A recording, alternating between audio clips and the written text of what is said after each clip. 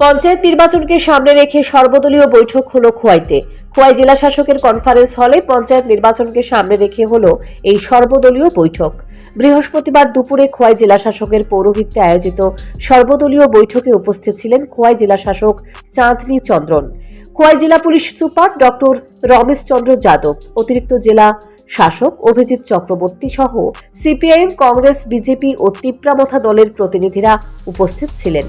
জেলা শাসক ত্রিস্তর পঞ্চায়েত নির্বাচনের আচরণবিধি ও নমিনেশন দাখিল সহ নির্বাচনী সংক্রান্ত বিভিন্ন বিষয় নিয়ে সর্বদলীয় বৈঠকে তুলে ধরলেন। हवाई ऑफिस में कॉन्फ्रेंस हॉल में हम लोग एक ऑल पार्टी मीटिंग किया था 3 टायर पंचायत इलेक्शन 2024 को लेके। कल स्टेट इलेक्शन कमीशन ने पंचायत इलेक्शन का घोषणा किया है। आज से लेके 18 तारीख तक नॉमिनेशन फाइल कर सकते हैं। खवाई डिस्ट्रिक्ट में 3 टायर पंचायत का 13 सीट है। खवाई जिला परिषद में 56 ग्राम पंचायत है।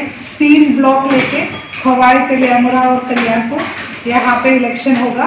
आरओ का ऑफिस, बीडीओ का ऑफिस है पंचायत समिति और ग्राम पंचायत के लिए, और डीएम का ऑफिस है जिला परिषद के लिए।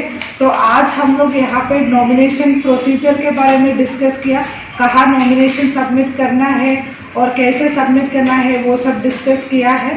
और यहाँ पे शांतिपूर्वक भावे सबको नॉमिनेशन फाइल करने के लिए क्या क्या इनिशिएटिव्स ले सकते हैं उसके बारे में भी आज हम लोग डिस्कशन किया है। জেলা শাসকের আলোচনার পরিপ্রেক্ষিতে সর্বদলীয় বৈঠকে বিভিন্ন রাজনৈতিক দলের প্রতিনিধিরা আলোচনা করেন। সর্বদলীয় বৈঠকের শেষে জেলা শাসক জানিয়েছেন, খোয়াই জেলা পরিষদে 13টি আসন রয়েছে, পঞ্চায়েত সমিতি 3টি।